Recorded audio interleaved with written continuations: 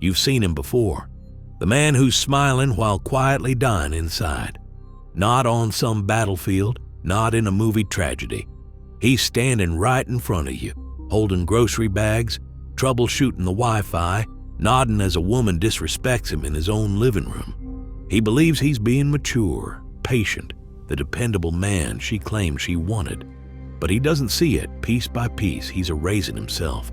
And the most brutal truth? He volunteered for this. Here's the question almost no man dares to voice out loud. Why do women rarely seem to desire what they claim to want? She insists she's searching for a good man, yet she chases the one who won't acknowledge her. She says she values honest communication, but pulls away the moment you open up. She declares she wants safety, then sprints headfirst into chaos like it's her lifeline. Arthur Schopenhauer never saw this as a random accident. He recognized it as nature's ruthless blueprint. Because here's the red pill most men choke on. She's not lying to you. She's not inherently cruel. She's not plotting to manipulate. She's simply split in two. Her words belong to the culture. Her desires belong to nature. And nature is indifferent to how kind you are. It doesn't care that you were there when her world was falling apart. It's not moved that you gave up your dream to help her chase hers. Nature only rewards one thing: who can survive, who can stand firm, not appease, who remains unshaken while the world, and she, test him. This is the story of the modern man's slow erosion, and Schopenhauer's warning that could bring him back to life. Welcome to Why Women Don't Mean What They Say. You were taught to take everything she says literally. She tells you she wants a kind man, so you try to become kinder. She says she wants someone emotionally open, so you become an open diary with no lock. She promises she's not like other women, and you take her word as gospel. But Schopenhauer understood something today's men have forgotten. What a woman says and what her instincts respond to are two entirely different languages. This isn't deception, it's biology. And biology doesn't speak in logic, it speaks in impulse. A woman can say, with absolute sincerity, "I'm searching for a sweet, dependable man." But that same night, she'll catch herself texting the guy who vanished for 3 days. She might tell her friend she's finally ready to settle down, while her body gravitates toward the unpredictable man who refuses to play by her rules. Why? Because her social self was programmed by teachers, therapists, media, and thousands of romantic storylines. But her primal self was forged across millions of years of evolution. And that primal self doesn't crave nice. It craves safety, grounded dominance, unshakable presence.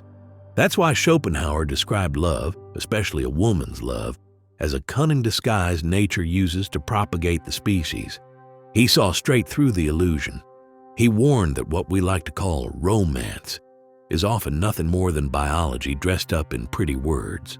When she says, "I want a man who listens," she doesn't mean, "Please share every fleeting feeling."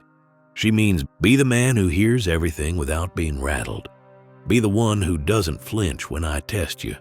When she says, "I want emotional vulnerability," she doesn't mean she wants unrestricted access to your private wounds. She means, show me your depth without drowning in it. This is where the problem begins. Most men treat her words like a binding contract. They think, if I do exactly what she says, she'll love me forever. Wrong. She's not issuing a set of instructions. She's expressing her own confusion, because even she doesn't fully understand what pulls her in. Her biology bypasses her intellect. It doesn't care how many good morning texts you send. It doesn't care how much effort you pour in. It only asks, is this man worthy of respect? Is he rooted, or is he bending to please me? And the moment she senses your identity revolves around her approval, something in her recoils. Not because she's heartless, but because nature wired her to retreat from anything that feels emotionally dependent. To her nervous system, dependence feels dangerous, and survival instincts always win. So if you've ever wondered why she lost interest right after you gave her everything, the answer is painfully simple. You gave too much.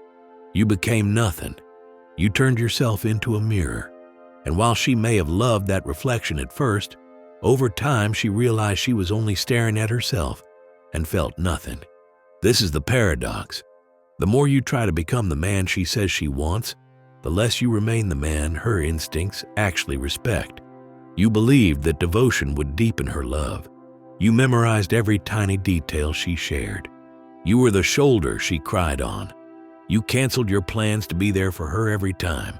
You became the man who never said no, the man willing to sacrifice anything just to keep the spark alive. And for a while, it seemed to work. She smiled at your efforts. She thanked you. She may have even whispered, "I've never met a man like you before." But then, something shifted. The energy between you changed. The spark in her eyes started fading. She stopped laughing at your jokes. She grew distant, quieter, until she eventually walked away. And there you were, left heartbroken, bewildered, convinced you must have done something terribly wrong. But Schopenhauer saw it coming. He warned that when a woman is driven by primal instinct, she isn't choosing based on fairness, decency, or consistency. She's selecting based on what stirs her emotionally, not what's good for her, not what makes sense, but what ignites her biology. Here's the cold truth. Your endless devotion, the very thing you believed would secure her, killed the tension that kept her attracted. Why? Because you gave her everything too quickly. No friction, no challenge, no mystery, just comfort, stability, predictability. And while she might have appreciated those qualities in theory, her nervous system didn't respond with desire. It responded with boredom. She didn't walk away because you were unworthy. She left because you were safe, too safe. Schopenhauer wrote, "Men are by nature more capable of objectivity. Women act more as instruments of the species." It sounds harsh until you realize what it means. Women are evolution's gatekeepers. They are not built to cherish what's simply convenient. They are wired to test, to challenge, to filter for strength. So when you start orbiting her, adjusting every move so you never upset her, when you abandon your edge for the illusion of peace, when you offer your rawest emotions without any boundaries, she feels no desire. Not because she's ungrateful, not because she's cruel, but because devotion without a backbone feels like desperation. And nothing repels her faster than a man who seems lost in her shadow. You think she's pulling away because you're not trying hard enough. But the truth is, she feels she already has you completely. And now she doesn't want you, because the man she was drawn to had his own direction, his own gravity, his own edge. He didn't feel the need to explain himself. He didn't perform. He simply existed in his own conviction. So when you traded that edge for her approval, you didn't become more lovable. You became forgettable. And here's the deeper tragedy. You thought this was maturity. You believed you were growing into a better man. But in reality, you were becoming easier to leave. There are always two women inside every woman, and most men only ever meet the first. The first is her social self, the one that speaks in intentions, values, and ideals. The one who says she wants emotional safety, deep connection, and a man who listens. And she believes all of it. She's not lying. She truly thinks this side of her runs the show. But there's another woman within her, her primal self. This part doesn't speak in words. It feels. It doesn't care about your good intentions, your calm voice, or your punctuality. It only cares about who you are at the core, the gravity in your silence, the authority in your presence, the clarity in your boundaries. And this is where men get destroyed. They fall in love with what she says and then build themselves around it. They become her therapist, her personal assistant, her emotional life raft. All the while, her primal self is suffocating because that side of her was never attracted to safety. She craves polarity, tension, mystery, risk. Arthur Schopenhauer understood this dynamic long before there were dating coaches selling formulas. He once wrote, "Women exist in the main solely for the propagation of the species and are only the means thereto." Put simply, her biology doesn't care about romance. It cares about selection. She is nature's filter, and filters don't reward effort. They reward energy. That's why the man who tries too hard is ignored. while the man who simply is can become the one she can't forget. And it drives modern men insane. You're thinking, but I'm doing everything right, while she's thinking, I just don't feel it anymore, because she's living in two separate realities. Her social self wants to want you. Her primal self just doesn't respond. And the worst part, she can't even explain it to you.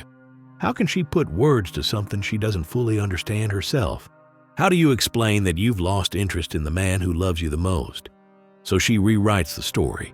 She says, you changed. You became too emotional. I need space. But what actually happened is that you collapsed your polarity. You became too predictable, too familiar, too known. And the feminine can't be magnetized by a man she can completely map out. Because her deepest desire isn't total clarity. It's mystery anchored in strength. She wants to feel your edges, not your apologies. She wants to orbit a man who knows who he is, not one who needs her to define him. She wants to surrender, but only to a man whose presence makes surrender feel safe, not like giving up control. This is the real conflict. Her words and her instincts are at war. And if you only ever respond to her words, you'll always lose to her instincts. You keep listening to her declarations, and that's why you keep losing her. You believed her when she said, I just wish you were more emotionally available. So you opened up. You shared your wounds, your doubts, your fears.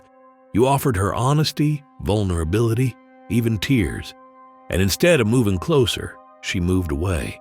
Now you feel punished for doing exactly what she asked. You did the right thing. So why does it feel like a trap? Because, brother, she doesn't speak the language of words. She speaks the language of energy. She doesn't hear what you say. She feels what you are. And what most men don't grasp is this.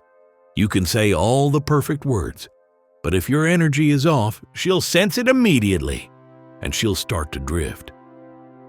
Schopenhauer didn't use modern terms like emotional safety, but he cut through the illusion with relentless clarity. He understood that women aren't tuned in to what's logical. They're attuned to what's felt. Their biology is scanning, always, for a single question. Is this a man I can trust enough to surrender to? Not a man who is endlessly sensitive, not a man who overshares every passing emotion, not a man who dissolves his backbone in the name of connection. She's testing for something deeper, presence, the kind of presence that calms chaos rather than joining it. So when you pour out your heart in a panic, hoping it will pull her closer, what she actually feels is instability, not because you're broken, not because you're unworthy, but because you're offering your rawness without any structure to hold it. You've become chaos, and two chaotic energies don't create safety, they create panic. When she said she wanted emotional availability, what she was really asking was this: can you feel deeply without collapsing?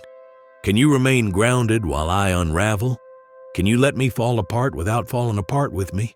That's emotional leadership, and very few men have it. Most men swing to extremes. They either shut down completely, or they open up so fast and so recklessly that it floods her. Neither is attractive. Both signal that you haven't learned to master your own inner storm. What she wants, even if she can't say it outright, is a man who has faced the fire inside himself and emerged solid. A man who can share his depth, not because he needs relief, but because he's already healed enough to offer it. She doesn't want to be your emotional caretaker. She wants to feel your steadiness when her world is spinning. She wants to lean into your strength, to admire your composure, to feel your stillness in the middle of her chaos. But the moment you put her on a pedestal and expect her to regulate your feelings, you kill the polarity. You stop being her anchor, and you become her burden. She's not trying to break you.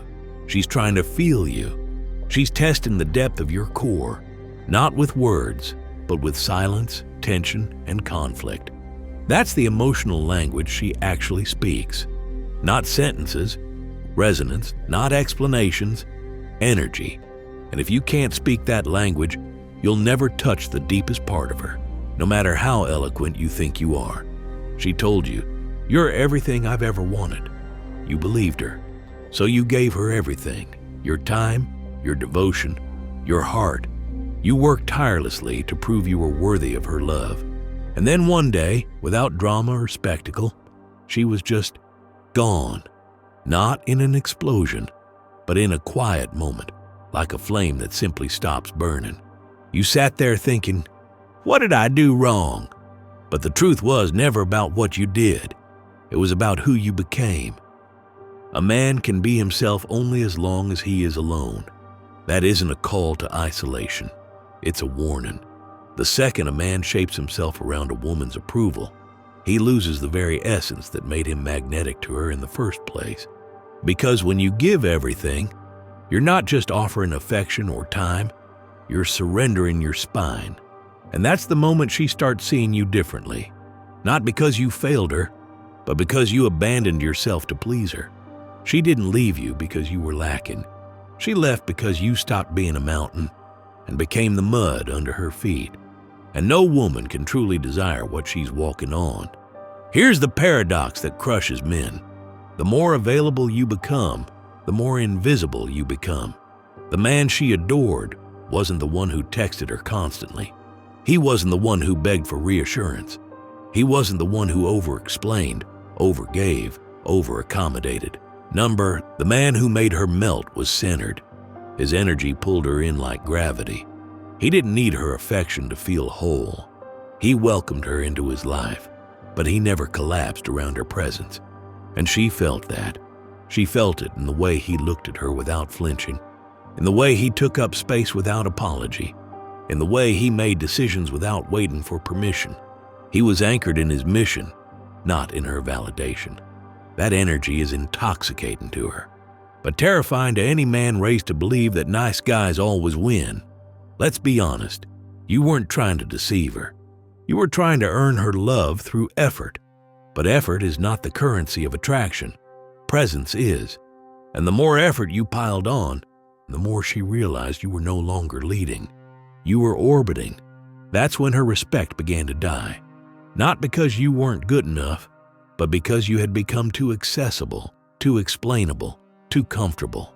And comfort without strength is boring. Boring becomes predictable.